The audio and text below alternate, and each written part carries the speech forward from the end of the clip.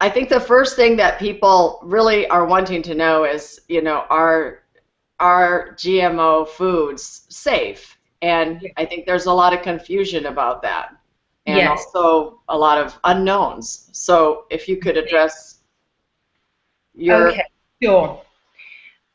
Well, first of all, a genetically modified food is not the same as a non-genetically modified food. There's a lot of disinformation trying to persuade us that GM food is no different from natural food. This is not the case. GM foods are made in the laboratory, and in order to make them, DNA is taken from sometimes very different kinds of organisms, viruses, bacteria, different kinds of plants, even animal genes can be put into a genetically modified plant. So this is a laboratory technique. In order to get the foreign DNA into the genome, you have to shoot it in with a gene gun. It's a very random process. You're never sure exactly where the new DNA is going and what it will do. The genetic engineer really has no control over the process. So you can shoot it in with a gene gun, or you can get a bacterium to ferry it in to the plant. So you are inserting potentially foreign DNA from different kinds of organisms into the plant in a very random fashion. And this can do just about anything to the plant. It can change the properties of the plant. In fact, it is designed to change the properties of the plant. Most often, plants are genetically modified to contain an insecticide or to make them tolerate being sprayed by a herbicide. And both of those are problematic because we don't know whether the insecticide that we're genetically engineering into plants is actually safe for humans and animals to eat. When you make a plant tolerant to a herbicide, this means that the farmer can spray as much herbicide as he likes onto that crop, and it will kill all weed life in the field, but the crop will remain, it will survive. What happens then is that the crop that you and I eat actually absorbs all that herbicide, and we end up eating the herbicide residues. So this is a huge concern because the levels of Roundup herbicide in food and animal feed crops have absolutely skyrocketed, and we're eating those residues. Okay, so there's actual science then that shows that the residues are on the foods.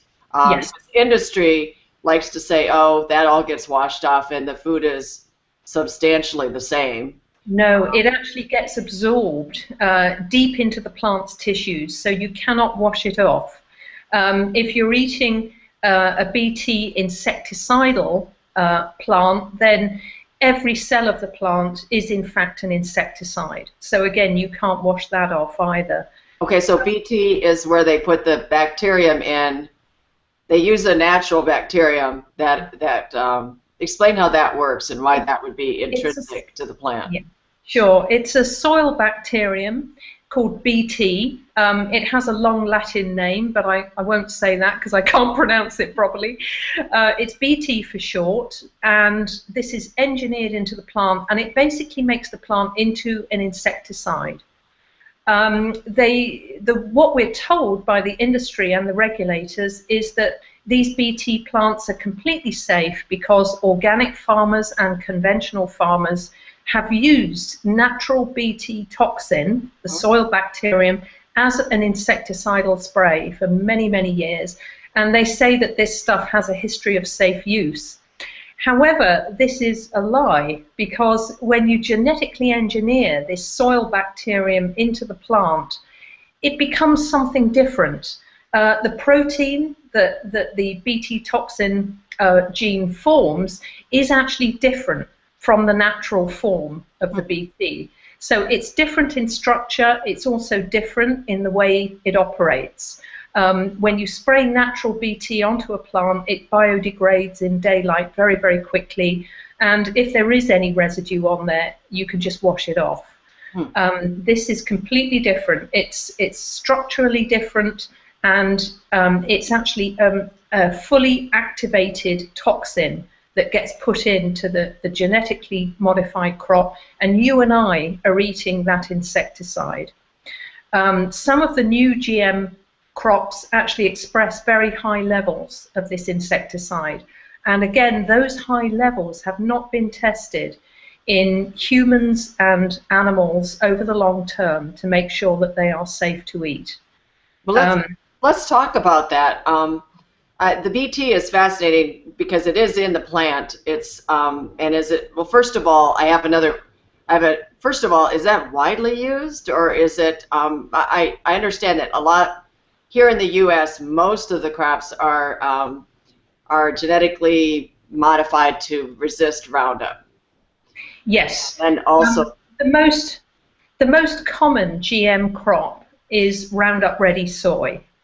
So that is engineered to resist being sprayed by Roundup herbicide, to tolerate that spray and still survive. So that's over 80% of all GMOs grown worldwide are engineered to tolerate one or more herbicides. The BT crops make up most of the remainder of the GM crops grown worldwide, and increasingly these days they're doing what's known as stacking the traits. Right. So you get not only the herbicide resistance engineered into the crop, but you also get the insecticide on top of that, which is supposed to protect the crop against insect pests. So when you take those two traits together, over 99% of all GMOs grown worldwide are engineered either to tolerate being sprayed by herbicides or to express the BT insecticide, or both. And this is why there's a scientist in France called Professor Gilles-Éric Seralini, who many people will have heard of because he has investigated some of the toxic effects of GM plants when fed to animals. And he calls GM plants pesticide plants. And this is exactly why. They're engineered either to tolerate being sprayed by herbicides, which are in fact pesticides, or they actually express pesticides.